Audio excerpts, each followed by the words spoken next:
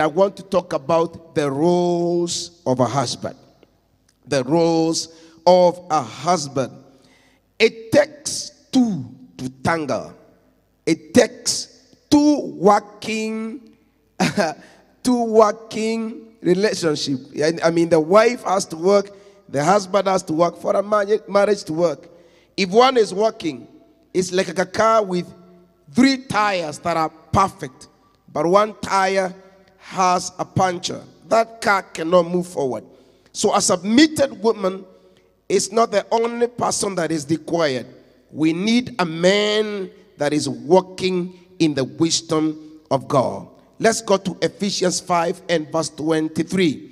Ephesians 5 and verse 23. I'll do this in very few minutes, and then we get into prayer. The Bible says, "For the husband is head of the wife, as also Christ is head of the church, and he is the savior of the body." Number one, for all the men, be a leader worth following. Be a leader worth following. The stronger the direction you provide, the stronger the followership you command. If you can't offer direction, it becomes very difficult for any woman to follow you consistently without feeling disgruntled. A man is only qualified to be followed when he shows, he knows, and he shows where you are going. Why is that? Why am I saying that? We have so many men or so many ladies, that are complaining. They're saying, you know what? My man does not show where we are going. So we are stuck. I don't have the excitement to follow him because I can't see vision. But the Bible says, for the husband is the head of the wife. So we must become leaders that are worth following. Can I hear somebody say amen? I was thinking about this word. The husband is the head of the wife. And I thought about the head. The head has eyes. The head contains the mouth. The head contains the ears. The head contains the nose. The head contains the brain. So what are you trying to say? A man must see where the marriage is going.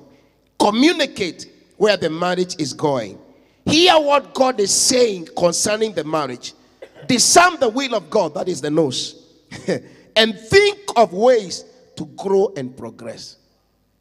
Are we together? The eyes, the man must see where we are going as a couple. Communicate, mouth. He must communicate. This is where we are going. I want us to build a house in the next this and this. I want us to do this and the other. The mouth is to communicate the vision clearly. The ear is to hear what God is saying concerning the marriage. The nose is to discern the will of God as the man. The mind or the brain is to think of ways to grow, ways to invest, ways to progress. All those apparatus or equipments, they are all in the head. And the man is the head. Can I hear somebody say amen? Let me go to number two. Number two, Ephesians 5 and verse 25. Ephesians 5 and verse 25. The Bible says, husbands, love your wives just as Christ also loved the church and gave himself for her. Gave himself for her.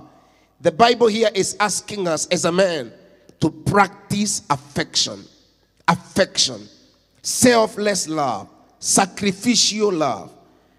For a man, for a marriage to work, love must be expressed in action and in deed. That means you say you love her and you act in ways that communicate love. Because there are also men who say, I love you, but their actions communicate something totally different. This is the kind of love that will cost your ego. The Bible talks about sacrificial love, that he gave himself. So for all the men, we must practice sacrificial love. It will cost our ego. That means sometimes allow yourself to lose the argument. It will cost your time. sometimes just stop what you're doing, watching football, and listen to what she's saying. It's sacrificial love. Do you love sacrifice? All the football lovers, do you love sacrifice? It will cost you money. That means sometimes she may see something that she loves, like a dress, and she say, you know what? Okay, go ahead and buy it. Maybe she needs to upgrade her phone. And you say, what is wrong with the other one? Nothing. I just want a better one. And you say, okay, if it is before, I would have refused. But today, I just feel the spirit of sacrificial love. Otherwise, look at your husband, say, sacrificial love. Women, sacrifice to spend time with your wife. Sacrifice to hear her. Sometimes ladies can talk. Anybody who got a witness here, they can talk and talk and talk and talk until it's like, wow, can't we just sleep? Are we ever going to sleep in this house? Are we only going to talk in this house? But it is sacrificial love to listen to her. Sometimes she's giving you stories about her day. And she's talking about the conductor, the Getheri man. So you wonder, and just go straight to what happened in the course of the day. It is sacrificial love. Somebody say sacrifice. Giving anything to communicate that you love her. That's the kind of love that God has asked us to offer. Because if this lady is submitted and then you reciprocate with sacrificial love, it's going to be amazing. Somebody say hallelujah. Let's go to number 3. We are talking about the ways of God in marriages. Ephesians 5:26. Ephesians 5:26. That he might sanctify and cleanse her with the washing of the water by the word. Ensure God's word is fully followed in your family as a man. That is your work. Be the priest. Be the prophet of your home. Be a man of the word who leads your wife into following God. Model the teachings of the Bible to your woman.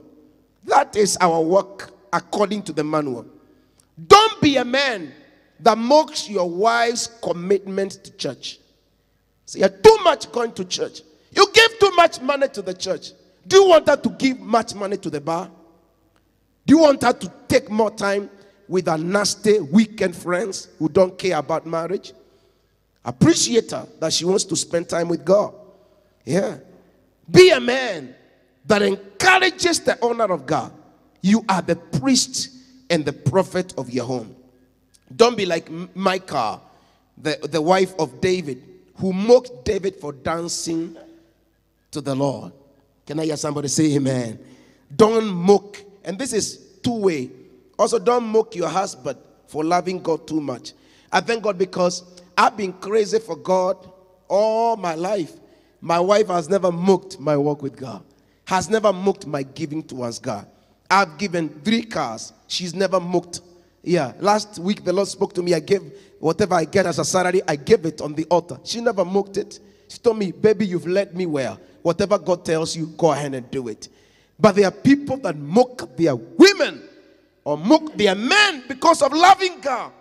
If God changes her interest, you won't like what you're going to get. If God changes her interest just to teach you a lesson, then the man will be coming at 2 drunk. Then God will ask you, is that what you love? So don't mock your spouse's commitment to God. Can I hear somebody say amen? Let me say this. This is powerful. 1 Samuel 2 and verse 30. Am I talking to the men? All the men shout hallelujah. Hey, you're so quiet today. All the men shout hallelujah. Hallelujah. All the men just pretend we are watching Manu and shout hallelujah. Hallelujah. I'm enjoying you, please. Don't take it personal. Now, 1 Samuel 2 and verse 30.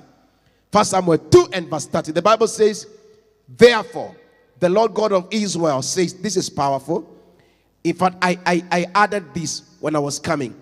I said indeed that your house and the house of your father would walk before me forever. But now the Lord says, far be it from me, for those who honor me, I will honor, and those who despise me shall be lightly esteemed. Listen to this very, very keenly. Every family has a generational blessing. Every family. Every family. There's something that was deposited in that family as a generational blessing. Some families, like some of you understand, there are families that are very good in music. Everybody is a star in music. You know what I'm talking about? There are families that everybody is has political supremacy. Yeah. There are others, everybody succeeds in business. It was deposited by God. It was deposited by God. In Jeremiah 33 and verse 17, the house of David was given loyalty. The Bible says, I, the Lord, promise that there will always be a descendant of David to be king of Israel. In other words, when you are gone, I'll always ensure one of your child will become king. How many people would love that? That is powerful. That is fantastic. Yeah. I was checking about Phinehas because of his zeal for God. Look at Numbers 25, verse 11 to 13. Numbers 25, verse 11 to 13. Phinehas, the son of Eleazar, the son of Aaron the priest, has turned back my wrath from the children of Israel, because he was zealous with my zeal among them, so that I did not consume the children of Israel in my zeal.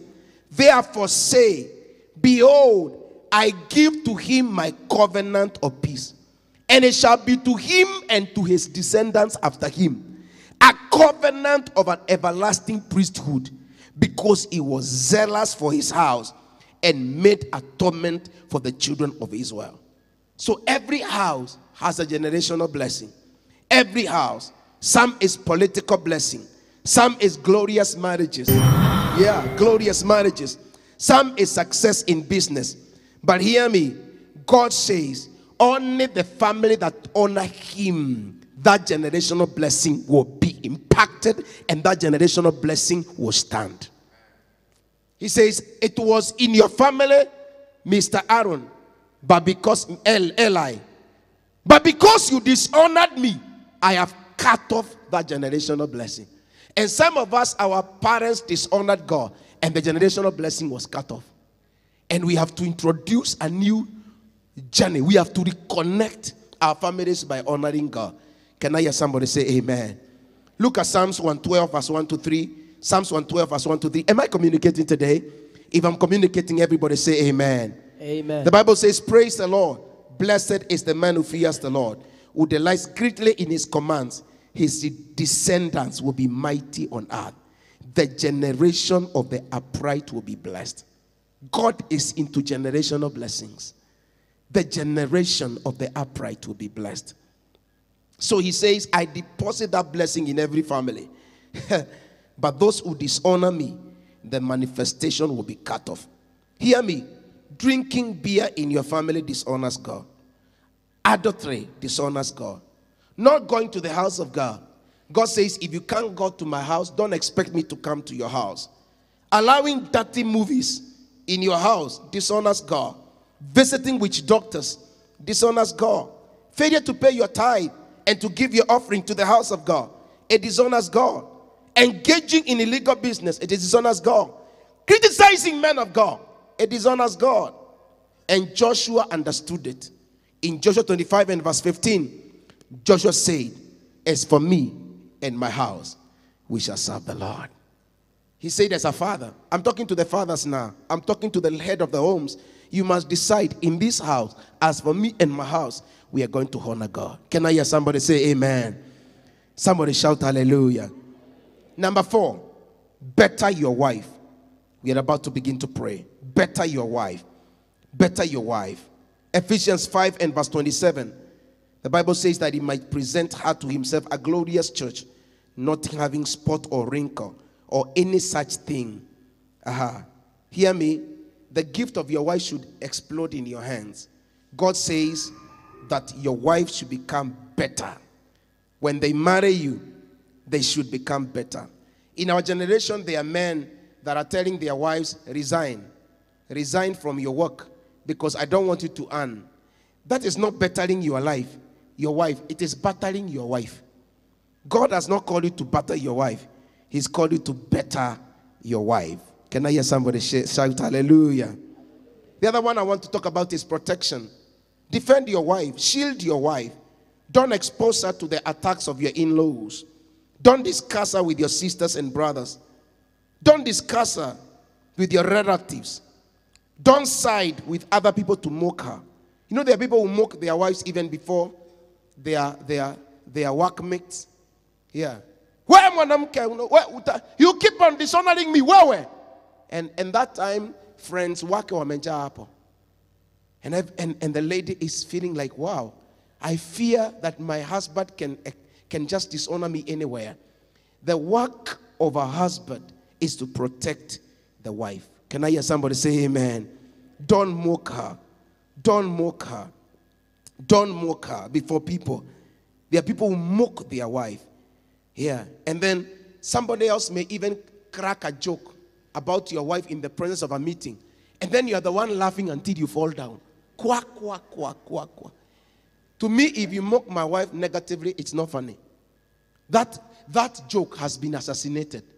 That joke is arrested and abolished. My wife is not a subject of mockery. No way. And I even tell my children, if you say something, no, that's my wife. Yeah. And that's why sometimes my daughter comes and tells me, your wife is calling you. Somebody shout hallelujah. Defend your wife. The gate man cannot say anything about. Some people even side with their house help against your wife. Hear me, as a house help, if my wife has fired you, you are fired twice. When my case comes to my table, you are fired twice. Can I hear somebody say amen? Some people even side with their sisters. Your sisters to fight your wife, to discuss your wife. That is demonic. It's diabolical. It will destroy your marriage. Hear me, as a man, your work is to support that girl and to stand by her. Hear me. In your presence should be the safest place for your wife. For in his presence there is fullness of joy. And we are called to imitate the Father. Your wife should say, in the presence of my husband is the safest place on earth. But there are people away from the husband. Is one of the safest places. Can I hear somebody say, God help us? All the men, am I communicating? If I'm communicating, lift up your hands and shout hallelujah. Hallelujah.